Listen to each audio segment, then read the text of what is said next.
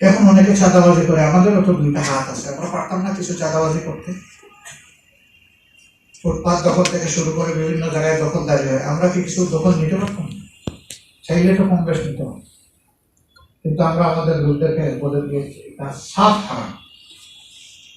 কারো সম্পদের দিকে অন্যায় ভাবে চোখ তুলে থাকানো জানবে না, হাত পাড়ার মতো দূরের কথা। আলহামদুলিল্লাহ বাংলাদেশের কোন জায়গা থেকে আমাদের কাছে কোনো কমপ্লেন আসে, যদি আসে অবশ্যই আমরা ব্যবস্থা।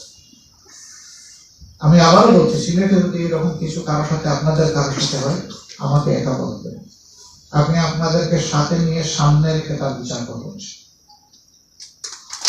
সেই বিচারে যদি আপনারা সন্তুষ্ট হন আনন্দ না হলে আপনারা কোর্টের আশ্রয় নেবেন, আমি আপনাদেরকে সাহায্য করবো আইনের পক্ষে। আমি কথা, কারণ অন্যের অপরাধের দায় নিয়ে আমি আল্লাহর দরবারে হাসরের দিন দাঁড়াতে চাই না। আমার অপরাধের বোঝা কে বহন করবে এটা নিয়ে আমি ভীত সন্তোষ। আরেকজনের অপরাধের দায় আমি নেব কেন? নেওয়ার কোন প্রশ্নই। আমরা আপনাদেরকে কথা দিচ্ছি, যে সমস্ত দাবি দেওয়া আপনারা করেছেন এগুলো সঙ্গত দাবি দেওয়া, একজন দেশের বৈধ নাগরিকের দাবি। আমরা একেবারে সাফ, আমাদের মুখ থেকে এই কথাটা প্রথম বের হয়েছে। এদেশের যারা নাগরিক তারা সকলেই মর্যাদাবান, গর্বিত না। আমরা সমান অধিকারের ভিত্তিতে এই দেশকে দেখতে চাই, গড়ে তুলতে চাই। এখন অনেকেই এই কথাটা বলা শুরু করেছে। কালকে খ্রিস্টান সম্প্রদায়ের লোকেরা বলেছেন আমরা মাইনরিটিতে কোনো পরিচয় দিয়েছে। ছোট্ট একটা দেশ, এত ভাগ কিসের? আবার জাতীয় স্বার্থের জায়গায় আমরা সবাই এক। কারণ দেশ বাঁচলে আমিও বাঁচবো, আমরা সবাই বাঁচবো। দেশ না বাঁচলে আমিও বাঁচবো না, কেউ বাঁচবো। অশান্তি হলে সেই অশান্তির দায় এবং কষ্ট সবাইকে ভোগ করতে হবে। শান্তি হলে ইনশাল্লাহ তার অংশ আমি পাবো, সবাই পাবো। আমরা একটা শান্তিপূর্ণ, সমৃদ্ধি, মানবিক বাংলাদেশ করতে চাই।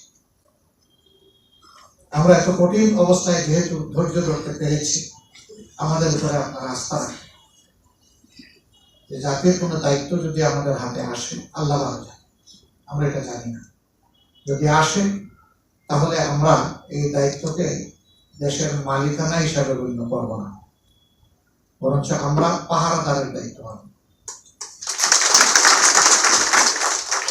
আমি এবং আমার সহকর্মীদের সম্পদ বাড়বে না, কমবে।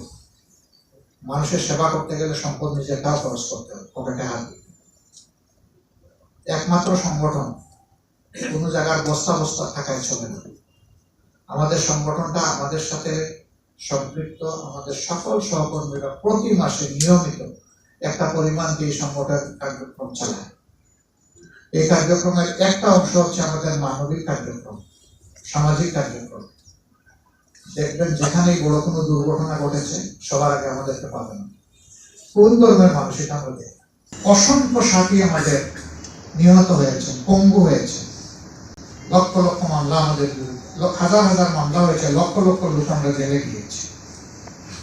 আমাদের সবগুলো অফিস, শুধু সিলেটের অফিসটা ছাড়া সারা বাংলাদেশের কেন্দ্রীয় অফিস, সমস্ত অফিস 13.5 বছর এক সিলগালা ছিল। আমরা 1 সেকেন্ডের জন্য অফিসে ঢুকতে পারি, আমি আমার কেন্দ্রীয় অফিসে ঢুকতে পারি। আমাদের দলকে নির্বাচন কমিশন থেকে অনিবন্ধিত করা হয়েছে, নিবন্ধন কেড়ে নেওয়া হয়েছে।